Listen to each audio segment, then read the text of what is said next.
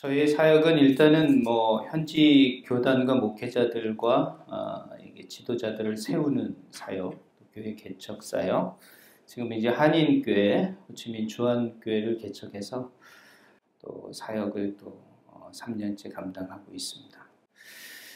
제가 초창기 때 기도했던 것은 하나님, 이 베트남 땅에 기도의 사람들이 오게 하셔서 함께 기도하는 모임들이 있었으면 좋겠습니다 라고 기도했습니다. 지금 여러분들이 이렇게 호텔에서 이렇게 집회를 100여 명이 넘는 선교사님들이 모여서 이렇게 집회한다는 것은 2000년 초반만 해더라도 불가능했습니다. 그런데 15년 만에 이런 변화와 이런 놀라운 결과들이 나타나고 있습니다. 그런 것들을 여러분들이 사실은 이번 집회를 통해서 다시 한번 베트남 땅에 하나님의 나라가 확장되는 진일보적인 그런 사역들을 사실은 여러분이 지금 진행하고 계시는 겁니다. 그런 측면에서 저는 여러분들이 너무 감사하고 또 베트남을 위해서 여러분이 꼭 기도해 주시고 또 베트남의 어떤 그런 사역들을 좀 기억해 주시고 또 이 역사를 보면서 베트남 교회가 어떤 교회였고 어떤 선교 역사를 가지고 있고 또 오늘을 감당하고 있는 우리 베트남에 있는 선교사들이 어떤 그런 전통과 또 그런 가치를 붙들고 사역하고 있는지를 좀 생각하면서 우리 모두가 주님의 나라와 또 주님의 부르심 앞에 증인으로서 또 각자의 사역 속에서 그들을 해 나갔으면 좋겠습니다. 네, 제가 눌러야 될 것 같습니다. 저희 집 애들입니다. 지금 이제 한 10년 전에 찍은 것 같아요. 요즘 사진을 못 찍어가지고요. 애들이 없어가지고 그렇습니다. 하여튼 두 아들, 그리고 제가 임실에서 임마누엘입니다. 이름이 임마누엘. 그리고 둘째가 다니엘이고 또 이제 막내가 하임입니다. 우리 둘째하고 막내가 필리핀 안티폴로죠. 안티폴로에 있는 그 마닐라 한국 아카데미를 다니고 있습니다. 그래서 제가 필리핀을 자주 가고 그렇게 해서 필리핀하고 인연이 된 것 같습니다. 제가 그래서 여러분들이 남 같지 않고 참 다 귀하게 느껴집니다.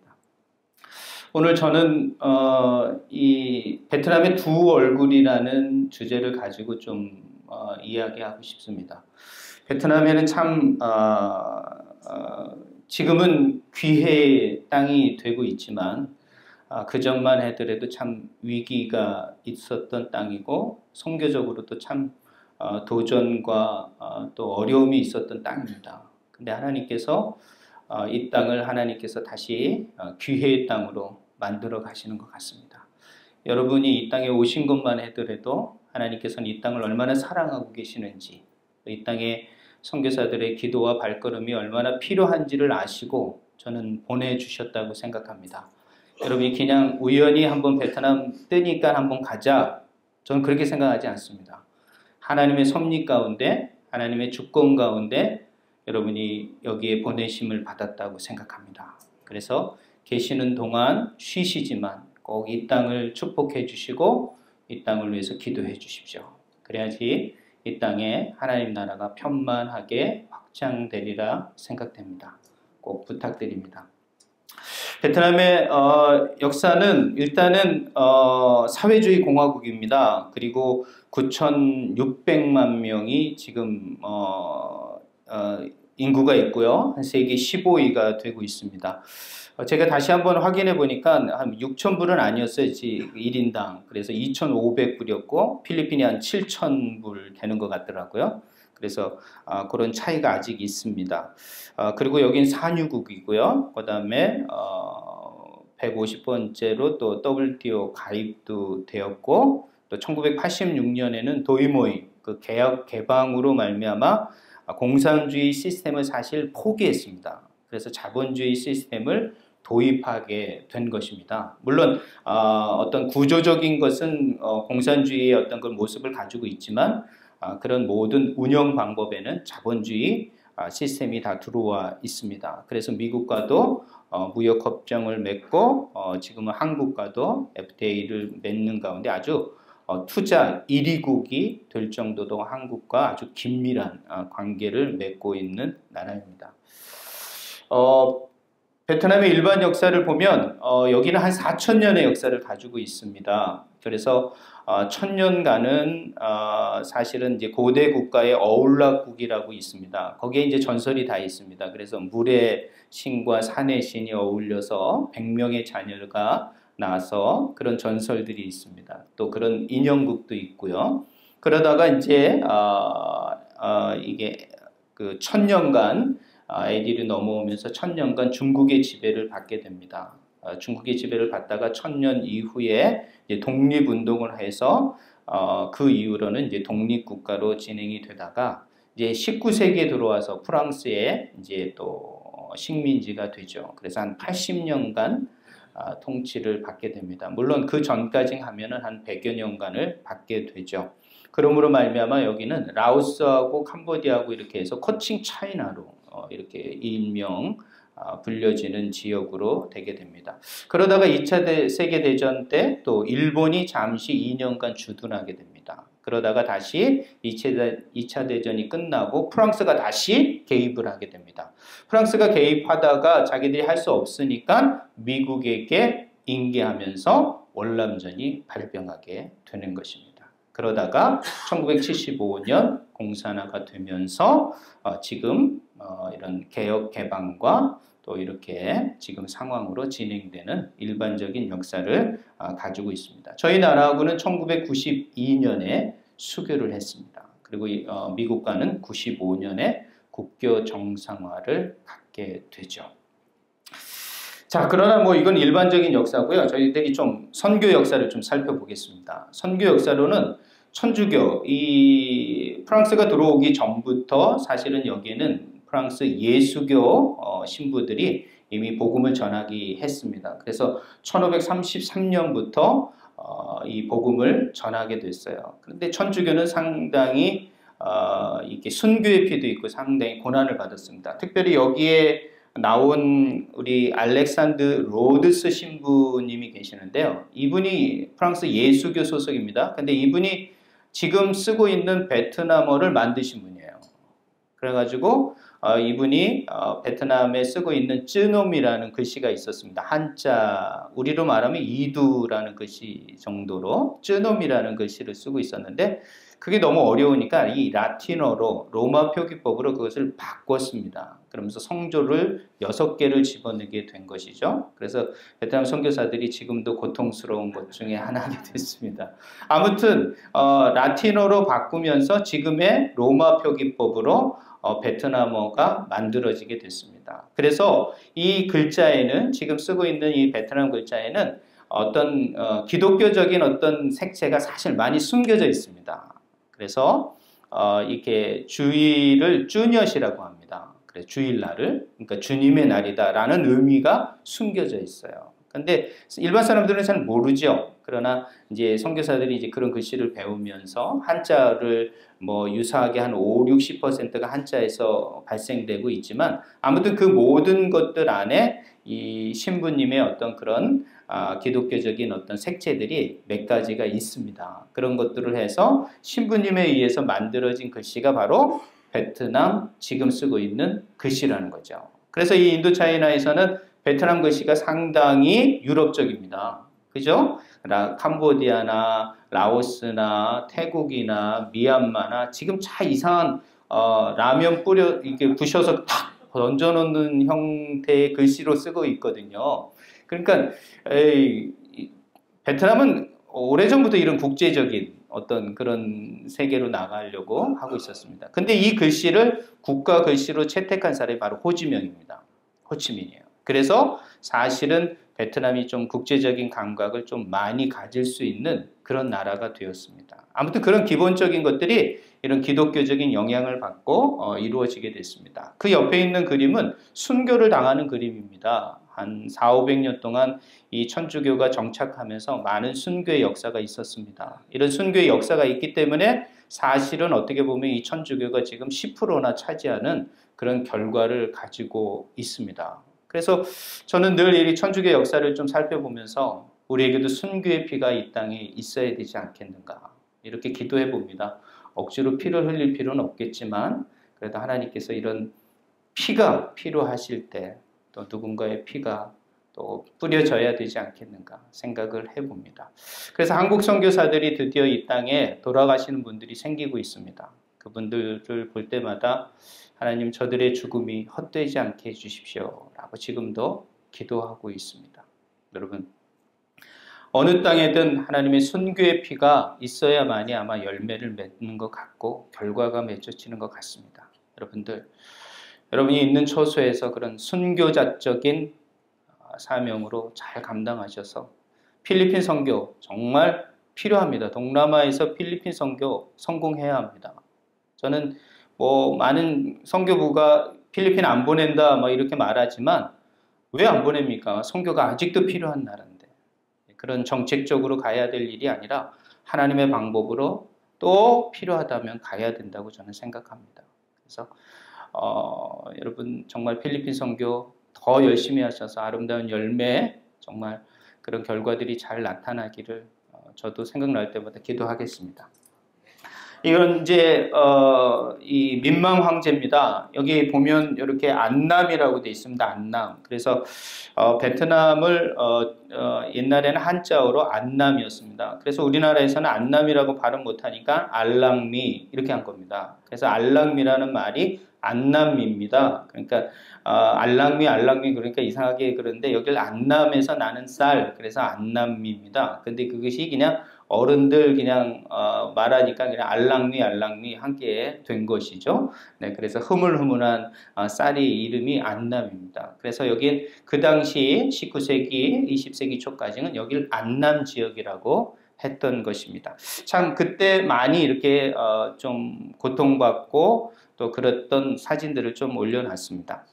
자, 그렇다면 이거 천주교 얘기고요. 이제 기독교 얘기를 좀 들어가겠습니다. 기독교 선교 역사는 1887년부터 잡아야 합니다. 1911년까지 잡은 것은 이 1911년이 베트남 기독교의 원년입니다. 복음의 원년이기 때문에 그 전에 선교사가 완전히 들어와서 정착하기 전까지는 그런 어떤 초기 접촉, 도전기라고 저는 이름을 넣어봤습니다. 그래서 저런 일들이 있습니다. 그래서 저 기간 동안은 정탐을 옵니다. 많은 선교사들이 정탐을 와서 우리 베트남이 어떤지를 이렇게 막 정탐을 합니다.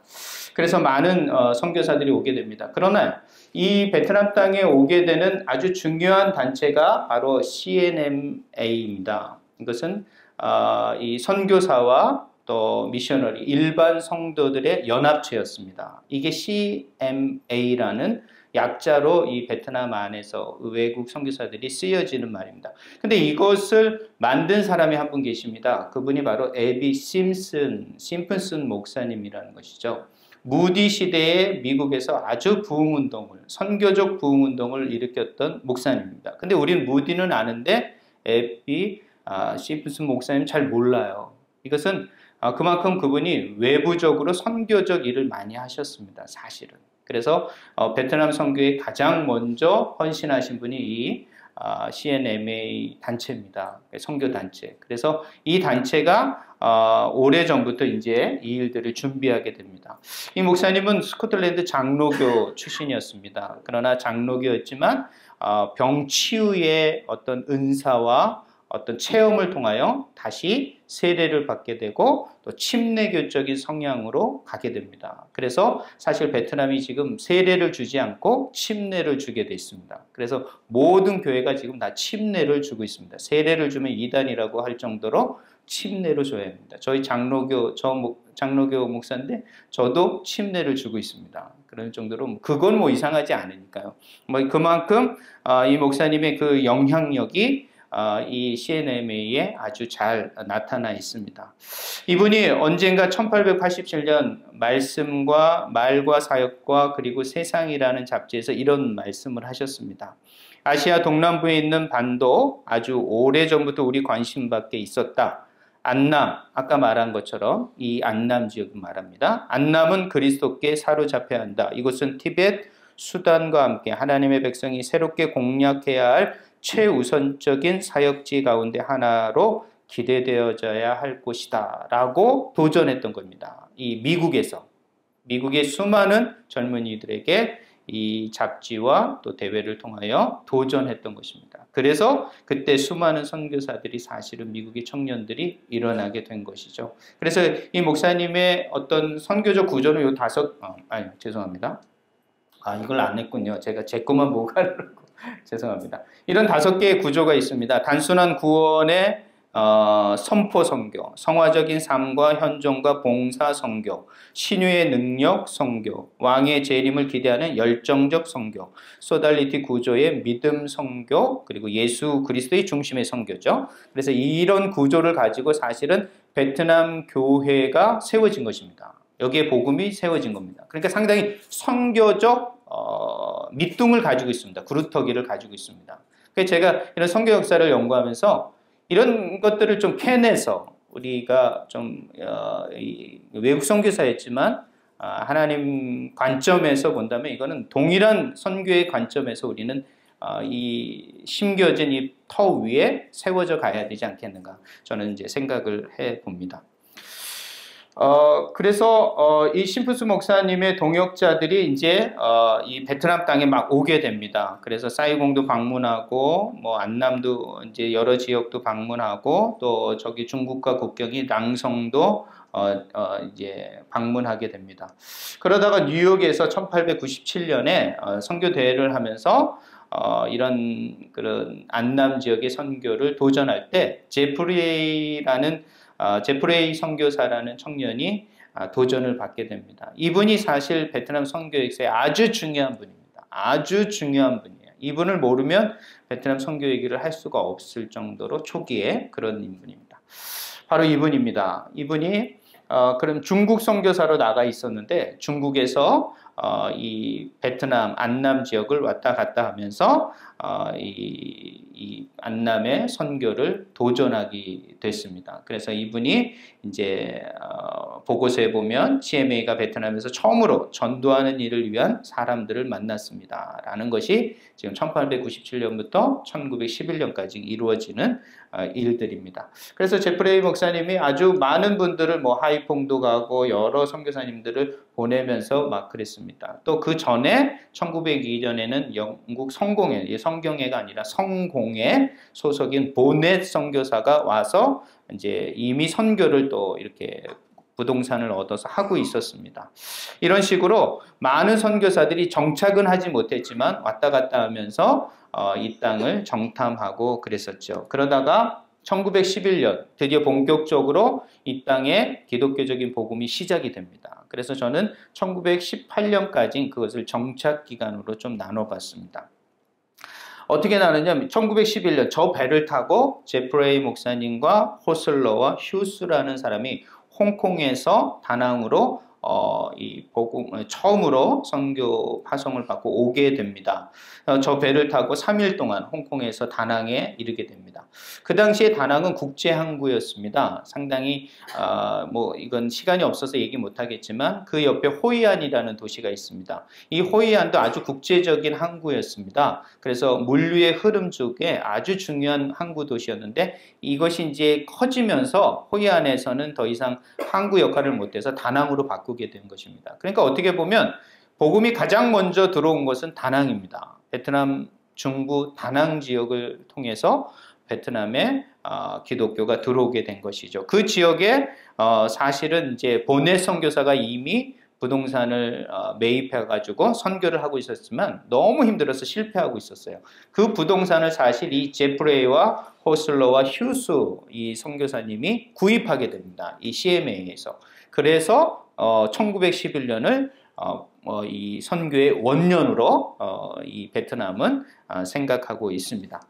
자, 그러면서 복음을 전하기 시작을 했습니다. 복음을 전하면 시작해서 세례를 받는 첫 번째 사람을 찾게 됩니다. 1911년. 그게 웅웬 반푹이라는 사람입니다. 저 사람을 저렇게 세례를 줌으로 말미암아 했습니다. 그 밑에 써있지만 1913년에는 없습니다. 세례를 준 사람도 없고요.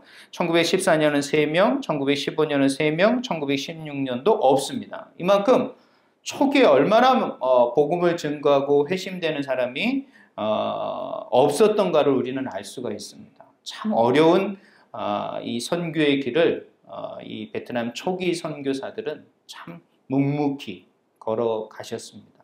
참 그런 것들을 생각할 때마다 저에게는 참 그나마 많은 열매들이 있는 겁니다. 정말 많은 열매들이 있는 거예요. 그런 거 생각할 때마다 다시 한번 되새김질하면서 가게 됩니다. 이 사진은 최초의 예배당입니다. 베트남 다낭의 최초의 예배당.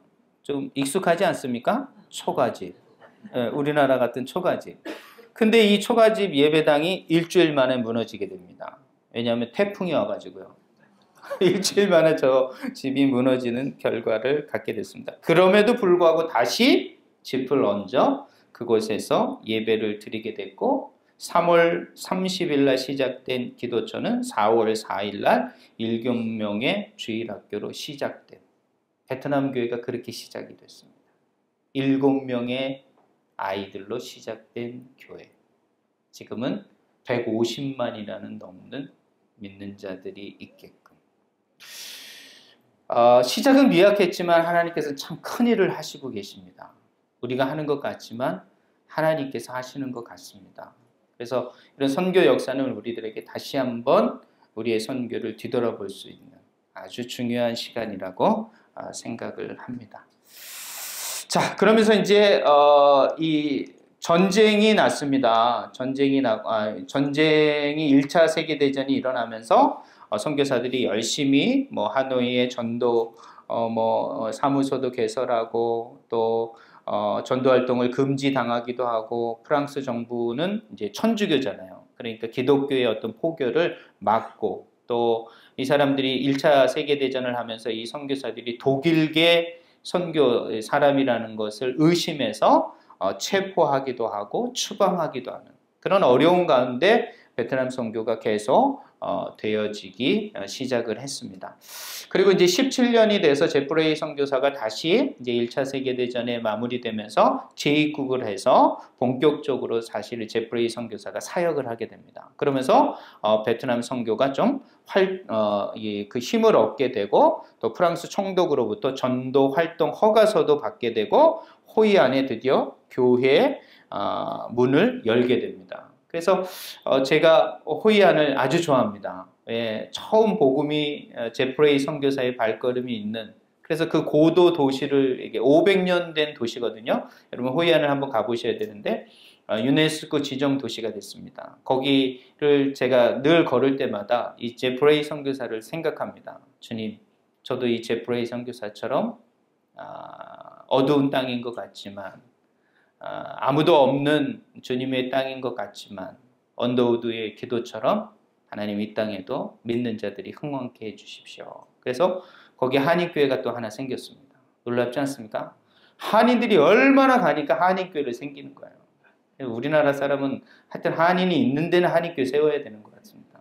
그래서 아무튼 그곳에도 한인교회가 세워지고 수요일 갈 때마다 거기서 예배드리고 있습니다. 7시에 혹시 호이안 수요일 7시에 기억하셨다가 호이안 가셨으면 거기서 필그립 한인교회 예배를 드리십시오.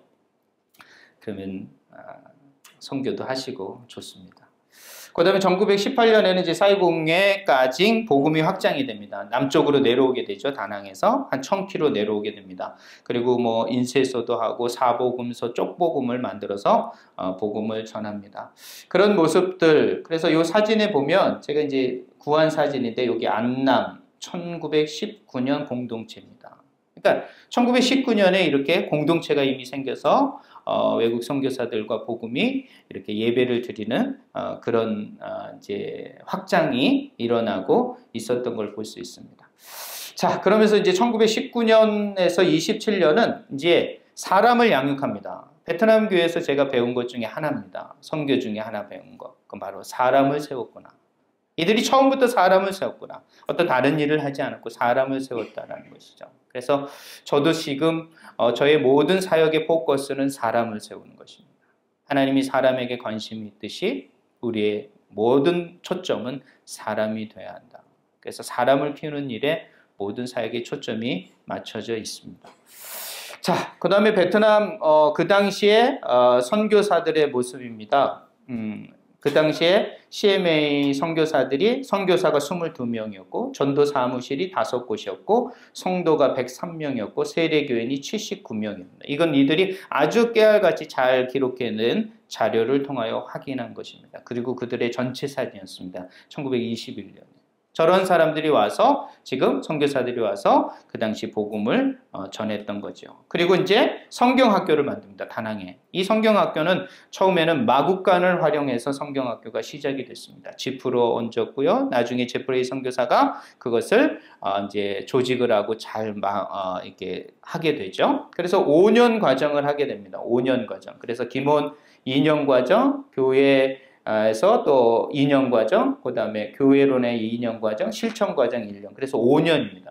그래서 제가 여기서 신학교를 운영할 때요. 저도 저와 똑같이 5년 했습니다. 저 방법으로 했습니다. 2년 성경 기본 과정으로. 교회에 관한 거 2년 가르치고 1년 실습을 제가 보냈습니다.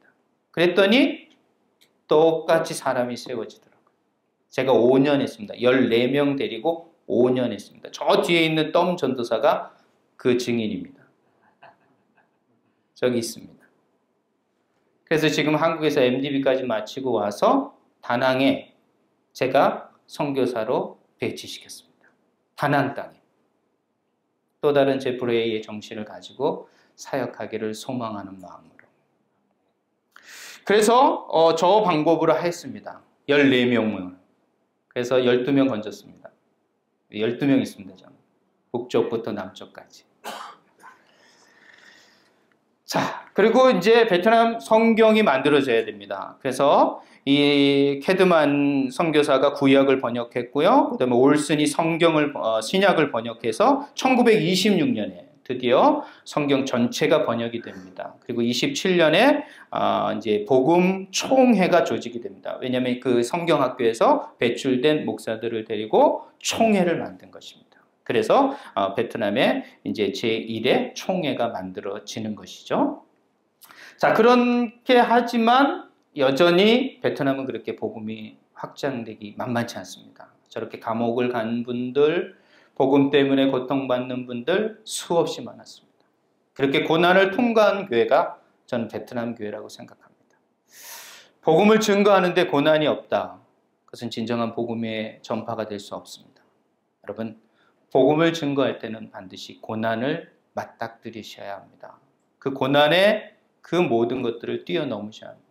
이걸 넘지 않는 복음은 가치가 있을 수 없습니다. 그래서 참 우리 베트남 교회는 그랬던 교회인 것 같아요. 참 저는 이런 나라의 선교사로서 뭐 이런 거 알고 온 건 아니지만 이런 선교사로서 걸음을 살아가고 있다는 것 자체가 참 자부심을 느끼고 긍지심을 느낍니다. 어떤 분이 베트남에 살면서 나쁜 점, 좋은 점 얘기하라 그래가지고 저는 다 좋던데요. 그랬습니다. 다 좋습니다. 정말. 너무 감사한 일이 너무 많습니다. 자, 그러다가 1927년부터 42년은 여기가 이제 이 내비게이터처럼 자립을 추구하는 교회입니다. 사실은. 그래서 이 졸업한 목사님들이 교회를 개척하게 됩니다. 그래서 요게 띨란이라는 말입니다. 띨란. 요거가 이렇게 딱 있는 거는 천주교가 아닙니다. 천주교는 야터, 뭐 우리로 말하면 예배당. 그리고 우리 기독교는 이 띨란이라는 말은 굿뉴스, 기쁜 소식 이런 의미입니다. 그러니까 다르죠. 일반 사람들은 잘 모르지만 이들이 고민하면서 이 말을 쓰게 되었다라는 것을 또 알게 됩니다. 그래서 개척입니다. 개척하게 돼요. 그래서 저는 여기서 내가 다른 사람 터 위에 세우지 않겠다, 교회를. 개척하겠다. 그런 생각을 했습니다. 왜? 베트남 교회 첫 번째 그런 모습들이 개척이기 때문인 것이죠. 자, 그래서 베트남 교회들이 개척이 됩니다. 그래서 9명의 목사들에 의해서 이렇게 복음 총회가 조직이 되고 조례안이 이렇게 베트남어, 프랑스어, 중국어로 보급이 됐고 뭐 교회 명칭들이 이제 그 교단 명칭들이죠. 동팝 복음회, 뭐 동팝 베트남 복음성회, 베트남 복음회. 그러다가 이제 베트남 복음성회라는 말을 쓰게 됐습니다. 1950년. 그래서 지금 사실은 여기 베트남에서는 CNMA라고 쓰지 않습니다. 베트남 복음성회라는 말을 씁니다. 그래서 이렇게 써주셔야 됩니다. 베트남 목사님들이 별로 안 좋아하십니다. 이 CNM이 우린 다르다 그렇게 얘기를 하는데 좀 그런 거는 뭐 그렇게까지 말할 필요는 없을 것 같습니다. 아무튼 어린이를 위한 전도도 달랏에서 이루어졌고요.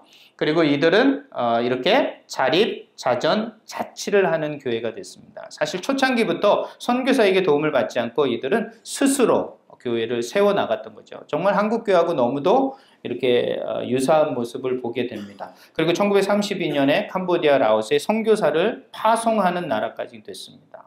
그래서 그걸 코칭 차이나로 묶어서 사실은 캄보디아든 라오스든 처음 시작이 베트남에서 파송된 선교사에 의해서 복음이 확장됐던 것입니다. 그 다음에 성경학교 신학원으로 발전됐고요. 이 모든 것들을 42년에는 종교단체로 인정받게 됩니다. 자, 그러면서 이런 일들을 뭐 인쇄소도 만들고 그 당시 38년에 교회 현황이 217곳으로 하고 뭐 이렇게 목사도 많이 늘었고 이제 졸업생들이 배출되니까요. 선교사도 저렇게 생기게 됐습니다. 자, 그러면서 이제 42년, 54년에는 참 어려운 이제 시기입니다. 전쟁, 인도차이나 이 지역에 전쟁이 일어나게 됩니다. 이 전쟁 때문에 교회 안에 많은 이단과 분열과 아픔들이 있었습니다. 그 모든 것들을 사실은 견뎌낸 교회가 또 베트남 교회입니다. 그리고 세계 2차 세계대전 때 다시 프랑스가 이제 동남아로 오게 됩니다. 욕심이죠. 야욕으로 오게 됩니다. 자, 그러면서 선교사들이 많이 추방당하고 어려움을 당합니다. 그래서 감옥에도 갇히게 되고 또 스파이도 의심을 받게 되는 이제 그런 어려움도 겪게 됩니다. 그리고 그 전쟁 때문에 사실은 많은 북쪽의 교회들이 문을 닫게 됐고 그 다음에 많은 목사들이 남쪽으로 이제 이동을 하고 또 병으로도 죽고 많은 어려움을 당하게 됩니다. 그리고 남쪽에서도 사실은 뭐 여러 가지 교회의 어려움들을 많이 갖게 되죠. 그 당시 하여튼 북쪽에 교회가 더 많았었습니다. 뭐 우리나라하고 유사한 부분이 많이 있죠. 그러다가 선교사님들이 다시 이제 그 전쟁이 이제 끝남으로 말미암아 2차 세계대전이 끝남으로 말미암아 다시 베트남으로 돌아오게 됩니다. 돌아오면서 그들이 이제 최초 성경도 발간하고 복음 고아원도 설립하고 다낭에 있던 신학교를 얏장으로 이동하게 됩니다. 그래서 얏장에 아직도 이 신학교의 흔적이 남아 있습니다. 그러나 지금은 일반 이 대학교로 팔려서 그 흔적 이제 거기를 사용할 수 없게끔 됐죠. 여기 이제 마닐라에 또 복음 방송국도 만들게 됐고 또 신학교도 옮기게 되는 그런 일이 있습니다. 그래서 이 11년부터 54년까지의 이 제프레이 선교사가 선교위원장으로서 썼던 표가 하나 있습니다. 바로 확장 그리고 또 확장입니다. 그래서 저도 저 표가 저의 선교적 표입니다. 그래서 어딜 가든 저는 확장 그리고 또 확장할 것이다. 이런 마음을 가지고 제프레이와 초기 선교사들의 어떤 그런 가치와 정신을 붙들고 사실은 지금도 모든 것들을 저 정책에 맞춰서 저 방향에 맞춰서 사실 하나님 나라 확장을 위해서 지금 일하고 있습니다. 54년에 이제 분단으로 교회가 나눠지게 됩니다. 공산화가 되면서. 그래서 제네바 협정이 54년 7월 21일 17도선, 우린 38도선이죠. 여긴 17도선으로 나눠지게 됩니다. 나눠짐으로 말미암아 남쪽은 베트남 공화국, 북쪽은 사회주의로 나뉘게 되죠. 그러므로 이 북쪽에 있는 사람들이 어떻게 되냐면 내려오게 됩니다. 이렇게 86만 명이 남하하게 됩니다. 종교인들. 그 중에 기독교인은 1000명에 지나지 않았지만 천주교가 60만이 넘고요. 불교가 18만이나 됩니다. 이렇게 종교의 자유를 따라서 이 북쪽을 떠나서 남쪽으로 이동하게 되죠. 그러다 남쪽에 제가 동라이에 성당이 이렇게 많은 이유는 저렇게 80만이 넘는 사람들이 내려오고 내려오해서 저렇게 되었다라는 것을 볼 수 있습니다. 자, 그 당시 54년에 교회를 보면 154곳, 15,000명, 세례교인이 10,000명, 선교사가 31명이 있었던 상황입니다. 그러면서 남북이 나눠지면서 총회가 나눠집니다. 북부 총회가 생기고 남부 총회가 생깁니다. 그래서 지금도 베트남에는 교단이 하나 되지 못했습니다. 아직도 북부에 총회가 따로 있고 남쪽에 총회가 따로 있어요. 이들이 수없이 많은 시간 동안 하나가 되려고 하는데 될 수가 없어요. 지금. 참 어려운 상황이에요. 그래서 지금도 총회가 2개인 나라입니다. 얘가. 교단이 같은데도 총회가 달라요. 그러니까 교단이 다른 거죠, 완전히. 그런 흔적이 아직도 이렇게 남아 있습니다. 자, 그리고 베트남 교회들은 여러 가지 이제 종교 변경을 이제 하게 됩니다. 그래서 교회와 성당과 절에서만 종교 활동을 하게끔 합니다. 그래서 그거 지금도 그렇습니다. 지금도 이 전통에 따라서 어떤 허가받은 예배당이 아니면 안 되는 거예요. 지금 오늘 우리 호텔에서 이렇게 하는 건 불법입니다. 이건. 왜냐하면 이건 종교 활동을 할 수 없는 곳에서 지금 우리 종교 활동을 하는 것입니다. 이렇게 교육을 하는 것입니다. 집회를 하는 것입니다. 이건 다 불법입니다. 그래서 못했었습니다. 10년 전만 해도. 그런데 개방하고 외국인이 워낙 많이 오고 이런 집회들을 방해했다가는 뭐 먹고 살 일도 안 되고 아무것도 안 되니까 이제 호텔에서 그걸 커버해 주는 겁니다. 괜찮다. 우리가 이렇게 그거를 보호해 주는 것이죠. 네, 그래서 그렇게 되는 겁니다. 이렇게 절에서만 행해진다는 것을. 그러면서 이제 54년부터 75년에는 남쪽 월남을 중심으로 교회 확장이 일어납니다. 왜? 북쪽에는 완전히 다 내려오고 완전히 문을 닫게 되는 그런 사회주의 그런 것이기 때문이죠. 그래서 이 베트남에는 이렇게 여러 교단들이 있습니다. 순복음, 그다음에 침례교, 메노나이트, 장로교, 제7일 안식일 이런 것들이 아주 많이 있게 됩니다. 그래서 이런 교단이 아직도 잔재돼 있고 아주 이제 지금은 공인받아서 또 활동을 하게 됩니다. 자, 그러면 그 당시에 어떤 선교 단체들이 있었는지를 보시면 이렇게 되어 있습니다. 메노나이트도 있고 공동체도 있었고요. 그다음에 내비게이트도 있었고요. 위클리프도 있었고요. 아주 수많은 선교 단체들이 다 월남에 사실은 뿌리를 내려서 활동을 했었습니다. 그래서 그런 여러 가지 웹도 있고 그런 선교 단체들이 아주 많이 있습니다. 그걸 좀 한번 이것은 이제 외국 선교사들의 단체인 이 시너지라는 어떤 선교 보고서에서 제가 캡처해서 이렇게 좀 적어 놓은 것입니다. 아무튼 70년대 남쪽 상황은 어땠었냐면 저것이 보고서입니다. 그때 CMA 선교사들의 보고서예요. 얼마나 참 각 성마다 남쪽에 있는 성마다 교회가 몇 개인지 또 교회 성도들이 얼마인지를 꼼꼼하게 체크해서 관리하는 것을 보아할 수 있습니다. 그러니까 참 열심히 했던 분들이에요. 선교를. 그래서 그 당시에 601곳, 목사가 506명, 15만 명이 넘는 성도, 그 다음에 세례교인이 5만 명이 넘는 그런 교세를 확보하게 됐습니다. 그 당시에 선교사들 모습입니다. 참 양복 입고. 저도 양복 안 입고 설 수 없겠더라고요. 춥고 그러고 또 하겠지만, 네, 그렇습니다. 그리고 75년 드디어 이제 공산화가 됩니다. 공산화가 되면서 이 사회주의로 통일이 되지요. 자, 그러면서 64년부터 75년까지는 어떤 일이 있었냐면 베트남의 통킹망 사건에 의해서 전쟁이 시작되고요. 한국군이 참전하게 되고요. 69년에는 호치민이 죽게 되고요. 미국과 베트남 인민공화국이 파리 협정으로 미군이 철수하게 되고요. 그 다음에 사이공이 이제 75년 4월 30일 함락되고요. 그 다음에 이제 전쟁이 종결되는 이제 그런 역사들의 어떤 인도차이나 전쟁의 끝이 나버립니다.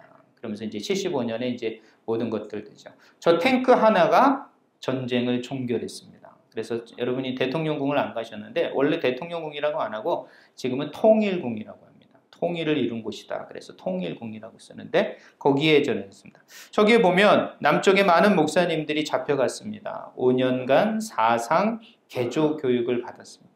죽이진 않았어요. 그래서 지금 베트남에 이런 분란이 없습니다. 아무튼 이런 목사님들이 많이 다 잡혀가셔서 5년간 감옥살이를 다 했었습니다. 이만큼 믿는 것 때문에 목사라는 것 때문에 또 이런 어려움을 많이 당했죠. 그리고 소수종족 교회들도 이제 함락을 당하게 되고 그 당시에 이제 보고서에 보면은 30명의 목사들은 피난했지만 총회장과 500명의 목사와 전도사는 남았다. 그 당시에 총회장님이십니다. 그 당시에 총회장으로 남았던 목사님이시죠. 저 목사님 그래서 사진 뵀는데 참 대단하세요. 저분이 이런 말을 했어요. 나는 어두움의 문지기가 되길 원합니다.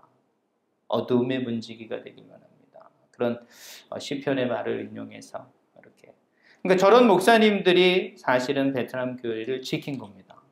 여러분, 목사가 없는 교회는요, 다 문을 닫게 했어요. 다 뺏었어요, 예배당은. 그러나 목사가 남고 지도자가 남아있는 교회는 뺏질 않았어요. 여러분, 우리가 이 땅에 있어야 할 이유입니다. 우리가 선교지에 있어야 할 이유라고 생각합니다. 우리가 있는 한 결코 어둠의 권세가 그 땅에 하나님의 백성들을 뺏지 못할 것입니다. 여러분, 그런 일들이 우리 가운데 있어야 될 줄 믿습니다. 이 사진은 미 대사관에서 이렇게 마지막 헬기를 타고 붕따오입니다. 여기서 한 2시간 반 하는 배를 타고 마지막 함선이 있었던 그것으로 합니다. 그래서 미국 사람들이 붕따오를 그렇게 좋아하는 거예요. 마지막 함선을 띄웠던 그곳. 네, 그렇습니다. 그래서 그곳을 기억하죠. 자, 75년부터 86년 베트남 선교는 어떨까요? 공산화죠. 개방이 되기 전까지를 전 잠복기라고 봅니다. 이 잠복기에는 어떤 거냐면 다 교회 안으로 들어갔습니다. 즉 지하로 들어가게 된 겁니다. 이거는 뭐 공인교회든 공인교회지 않든 그 당시에 월남에서 활동했던 모든 교단과 교회들이 다 잠복기가 됩니다. 활동할 수 없어요. 어떻게 되냐면 이렇습니다.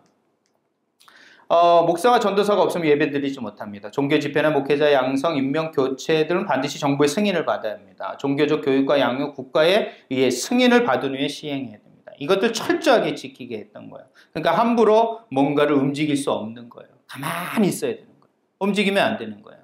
그러니까 깊숙한 곳에, 깊은 곳에 있을 수밖에 없었습니다. 자, 그 당시에는 다 CMA든 뭐 다른 어떤 가정교회든 다 지하교회입니다. 일명 지하교회였던 거예요. 다 지하교회. 지금도 북한에도 그런 지하교회가 있다고 보지 않습니까? 베트남도 그랬습니다. 저렇게 지하에서 견뎌내고 버티고 그랬던 거죠. 정말 오직 예수 그리스도만 보고 견뎌냈던 그게 바로 베트남 교회입니다. 선교사들 다 추방당한 가운데 저들만 남아서 교회를 지키고 견뎌냈던 거예요. 여러분 정말 그런 교회가 베트남 교회라는 거예요. 그러니까 저는 그래서 베트남 목사님들이 다 귀해요. 무시할 수가 없는 거예요. 저희들보다 더 귀하고 정말 소중하신 분들입니다. 저분들이 없었다면 우리가 와가지고 그 터위에서 협력도 못하는 거예요. 그만큼 참 귀하신 분들입니다. 자, 그러면서 많은 어려움들이 있었지만 저기에서도 부흥의 역사가 일어났습니다. 자, 드디어 이제 이 개방되었습니다. 뭐 이런 여러 가지가 어려움이 있고요. 그러다 드디어 이제 개방이 됐습니다. 그래서 새로운 변화가 일어납니다. 드디어 이제 베트남 이 정부에서 사유재산을 부분적으로 허용하고 개혁 정책, 그게 도이모입니다. 도이모이, 새로운 문을 연다라는 말이에요. 그래서 그것을 하고 시장 경제 제도를 도입하게 됩니다. 그리고 또 5년 후 91년 제7차 베트남 공산당 전당대회에서는 개방 경제 정책을 지속적으로 추진할 것을 결정하게 됩니다. 그래서 92년에 이제 헌법을 개정해 버려요. 헌법도 개정해서 저희들이 이제 세계 혁명, 제국주의 용어를 이젠 쓰지 않겠다. 그러면서 종교법도 바뀌어지게 되죠. 그래서 신앙의 자유를 보호하겠다. 그러나 믿지 않을 자유도 보장한다. 그러니까 전도하지 말라는 거예요. 전도하지 말라는 거예요. 여기에 저촉이 되는 겁니다. 여기에. 그렇기 때문에 안 되는 거죠. 그 다음에 각종 종교단체의 활동을 법에 따라서 하겠다. 그리고 외국인도 이제 오게 할 수 있습니다. 초청해서. 그러나 단 국가의 승인을 받아야 되는 거예요. 그러니까 자기가 원하는 사람만 데리고 오겠다. 이런 것이죠. 이렇게 되어진 것이죠. 그래서 잠복해 있던 교회들이 이제 나오게 됩니다. 그래서 활동을 하게 됩니다.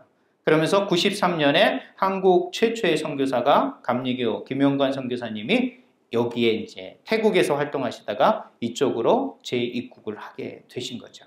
그래서 선교사님이 지금도 활동하고 계십니다. 그러면서 86년 이제 도이모이 개혁 개방을 하면서 2005년에 베트남의 가정교회들이 탄생합니다. 이렇게 공인교회들이 있는 반면에 가정교인들이 탄생합니다. 그것은 저는 5개로 좀 분석할 수 있을 것 같아요. 하나는 베트남 정부가 억제함으로 말미암아 자연적으로 지하에서 생긴 교회가 가정교회입니다.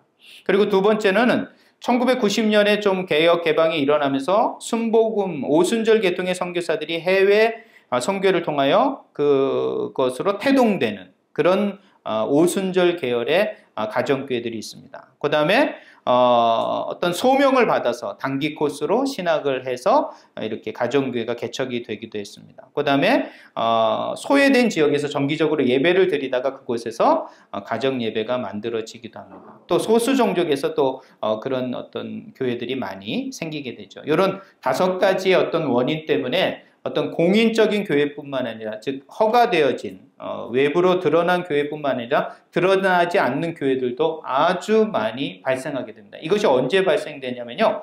바로 87년 이후 개혁 개방이 시작이 되면서 하나님께서 움직이시는 거죠.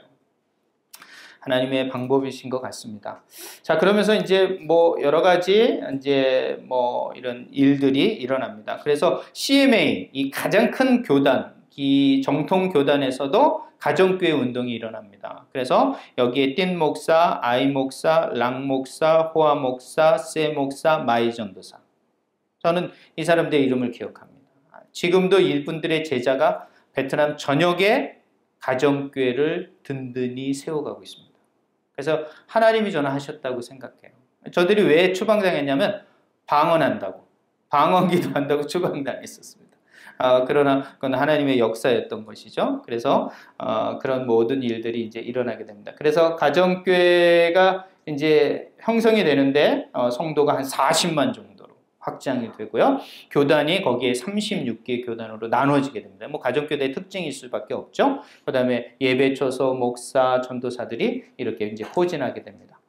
자, 그런 어떤 베트남의 어떤 종교적인 변화의 영향, 외부적인 영향입니다. 이것은 2000년에 미 클린턴 대통령이 방문을 하게 됩니다. 미 대통령으로는 최초로. 그래서 교회, 종교와 인권 문제를 제의합니다. 그래서 그것을 언급하게 되죠. 그 다음에 2001년 그러므로 말미암아 가장 큰 교단이 공인을 받게 됩니다. 바로 다음에. 그래서 이제 정식적으로 신학교를 운영하는 목회자 양육 과정을 하게 되는 상황이 되죠. 그 다음에 2004년에 6월에 종교법이 제정이 됩니다. 제가 2004년에 왔습니다. 2006년에 이런 일이 일어난 거예요. 저는 몰랐죠. 종교법이 바뀌어졌는지 상황이 어땠는지 몰랐는데 2007년부터 완전히 이 분위기, 사회적 분위기, 종교적 분위기가 바뀌고 있었습니다.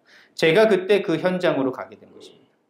그래서 그 현장에서 그 느낌을, 그 변화의 느낌을 제가 경험했던 사람입니다. 그래서 그 변화를 가지고 지금도 사실은 계속 이렇게 사역을 이렇게 도전하고 있습니다. 사실 확장해 가고 있습니다. 그리고 WTO에 2006년에 가입했고요. 또 2016년에는 오바마 대통령이 방문을 하게 돼서 새로운 전기를 맞이하게 돼요. 박항서 감독 물으셨는데요. 박항서 감독은 한국교회가 허가 나는데 지대한 공헌을 하신 분입니다. 그러니까 이 한 사람, 어떤 국가적인 어떤 계기가 있다는 것은 이런 변화가 일어난다는 것이죠. 한 사람을 어떻게 세우느냐가 아주 중요한 것 같습니다. 그래서 제가 박항서 감독을 만나면서 참 그런 생각을 많이 했습니다. 이게 좀 그런 부분도 있지만 이런 엘리트들을 우리가 집중적으로 준비할 수 있으면 있어야 되겠다. 그런 생각을 또 하게 됐습니다. 자, 그러면서 이제 2008년이 저는 기점이라고 봅니다. 모든 가정교단들이 공인을 받고 하면서 지금에 가는 모든 것들이 2008년에 시작이 되거든요. 2006년의 변화와 2008년의 그런 변화들로 해서 저는 확장 그리고 또 확장의 기회, 찬스다라고 저는 쓰고 싶은 거예요. 지금이야말로 찬스예요. 베트남 선교의 찬스다. 그렇게 해서 저는 그렇게 보고 있습니다. 그래서 선교사님들의 초기 그 헌신과 그 정신을 붙들고 하나님께서 새롭게 주시는 이 확장 그리고 또 확장의 기회를 이 시대에 살아가는 선교사로서 놓치지 않겠다. 늘 깨어 있어야 되겠다. 그런 생각하게 됩니다.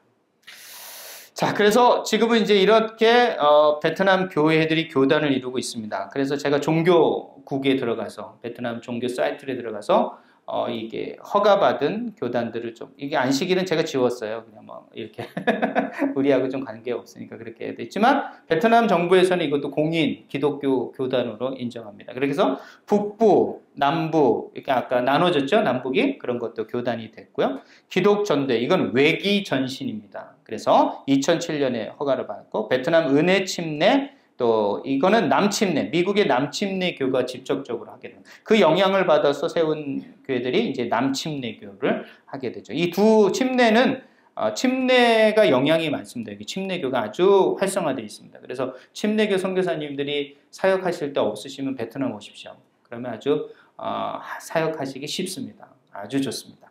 그래서 그 침례교가 두 교단이 그리고 메노나이트 그다음에 저는 이제 장로 교단하고 이제 연합하고 있는데 그리고 기독 연합회 지금은 이제 기독 연합회라는 말로 허가를 받았는데 감리교하고 얼마 전에 감리교하고 통합을 했습니다. 그래서 아마 이름이 감리교로 바뀌지 않겠는가 보고 있습니다. 그리고 오순절 교단 이게 기독교의 베트남 안에서 공식적으로 여기서 외국인을 초청하고 신학교를 운영하고 모든 집회와 활동을 할 수 있는 교단입니다. 그래서 이 교단과 연결해서 여러분들은 사역들을 외국인은 하셔야 합니다. 그래서 저도 장로교단과 연합해서 연결해서 사역을 하고 있는 것이죠. 자, 그래서 제가 CMA의 어떤 통계를 봤습니다. 통계를 보니까 그 당시에 이제 2011년에 50만 정도인데 이것은 공산화가 전에 아니 그러니까 닫혀 있는 상황, 개혁 개방이 일어나기 전의 상황과 후의 상황에는 2배의 이런 증가가 나타나게 되었다라는 통계를 얻게 됩니다. 지금은 더 빠르게 지금 숫자적으로 증가하고 있습니다. 정말 하나님의 은혜가 아닐 수 없습니다. 그래서 제가 각 교단별로 좀 이게 자료를 좀 수집을 해서 제 아는 범위 내에서 수집을 해서 이렇게 뭐죠? 교회 수, 성도 수, 사역자 수까지 다 이렇게 해보니까 7,000개의 교회가 있습니다. 베트남 내에 지금. 그 다음에 118만 정도가 교세를 가지고 있습니다. 그리고 4,900명의 사역자들이 일을 하고 있다라고 보고 있습니다. 이런 것을 가지고 저는 기도하면서 그리고 최근에 많은 또 그룹들이 생성되고 있습니다. 정말 그 어떤 선교의 시대보다 이 베트남이 너무도 놀랍게 확장되고 있는 것을 제가 통계를 내면서 목도하고 있는 거예요. 그냥 제 사역만 할 때는 느끼지 못했는데 이런 것들을 준비하면서 하나님께서 역사하고 계시는구나. 하나님께서 이 모든 것들을 주관해 가시는구나 라는 것을 보게 됩니다. 그래서 북쪽도 다시 복음이 확장되고 있는 모습들을 보아할 수 있습니다. 아무튼 이런 모든 어려운 부분이 있는 겁니다. 제가 이 사진을 넣은 거는 드디어 이제 베트남이 2015년에 이 공산당 서기장 제1 서열 1위입니다. 이게 종전 40년 만에 딱 종전 40년 만에 미국을 방문합니다. 백악관. 그러므로 베트남과 미국은 아주 가까워지기 시작했습니다. 이제 모든 전쟁의 얘기는 끝나고 새로운 시대를 도래한다. 그리고 2016년에 오바마가 답방으로 이렇게 베트남에 오게 되죠. 그때 CNA 기자하고 먹었던 분짜 하노이. 그래가지고 하도 이제 베트남 그래서 분짜 하노이가 유명해졌던 그런 일화가 있었던 내용입니다. 저 지금 이 총리는 이 국가주석은 죽었습니다. 전다이 장군. 그런 모습들. 지금 그래서 여기 공안 출신 이분이 이제 총리가 돼서 이제 하고 있습니다. 이런 식으로 미국을 붙들고 그래서 미국이 이 중국을 견제할 수 있는 것은 베트남을 붙들 수가 있는 거예요. 옛날의 적이 지금은 동반자의 관계가 되어 있습니다. 이것처럼 베트남은 어제와 오늘 그리고 내일 정말 위기가 있었지만 하나님께서 다시 이 나라에 기회를 주고 있는 것 같습니다. 다시 한번 베트남의 선교 역사를 간략하게 짧은 시간에 좀 정리를 해봤습니다. 그러면서 저는 지금 시대야말로 하나님께서 우리 선교사에게 또 베트남에게 기회를 주고 계시구나. 그러면서 우리 사역자들에게도 민족을 위하여 지금이야말로 열심히 일할 때다. 그리고 선교사들도 제가 오시는 선교사들마다 안 된다는 말들을 듣고 오시더라고요. 그래서 절대 그렇지 않습니다. 제 역사적 소견에 의해서는 지금이야말로 기회입니다. 지금이야말로 선교할 기회입니다. 라고 저는 말하고 있습니다. 그래서 오늘 참여한 모든 선교사님들, 우리 베트남 선교사님들이 사실은 온 지 얼마 안 되신 분들입니다. 그래서 제가 이 자리를 통하여 다시 한번 도전을 하길 원하고, 우리 오래도록 필리핀에서 귀하게 사역하신 우리 선교사님들에게 도전받고, 또 귀한 목사님에게 다시 한번 말씀의 은혜를 받고 충전되어서 다시 하나님께서 이 땅을 향하신 새로운 선교적 기회에 우리가 헌신할 수 있기를 소망하며 이 자리에 서게 됐습니다. 다시 한번 이 귀한 자리 불러주시고, 또 부족한 사람, 그동안 이 땅에서 깨닫고 알게 되고 보게 된 이런 것들을 나누게 돼서 너무도 감사합니다. 이것들이 베트남 땅에 퍼지길 원하고, 또 여러분의 기억 속에 있어서 베트남을 위해서 기도하고, 하나님 나라 확장을 위해서 이 열방의 모든 선교사들이 주 안에서 하나임을 다시 한번 우리가 알아가고 깨달아가는 그런 귀한 집회의 소중한 자리가 되길 원합니다. 다시 한번 베트남에 온 걸 환영합니다. 여러분 축복하고 좋은 집회가 되시길 바랍니다. 하나님 앞에 모든 영광 올려드립니다. 감사합니다.